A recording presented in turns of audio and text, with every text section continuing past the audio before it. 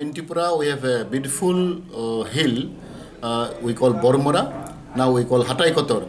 It's a very beautiful place, and we have a eco park in Boromora, and also have a lot of hornbill bird available in Boromora. Therefore, our government, tourism department, forest department are going to organize a big festival in Hathai Kotor Boromora in the coming days, most probably in January 8 and 9.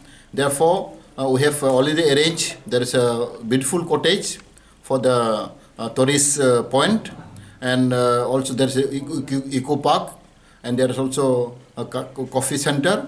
Lot of accommodation we are going to provide, and we're going to organize a big festival in Boromora and Hathai Kotor, so that I invite all the people from inside the country, outside the country, to visit our Boromora, Hathai Kotor.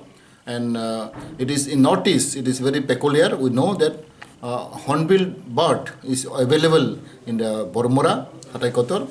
Therefore, we can witness the hornbill in the present. Therefore, I think hopefully this is a beginning by our government. It's a new beginning that we're going to organize every year. This hornbill festival. Therefore, I invite all the people to come and witness the hornbill in Boromora.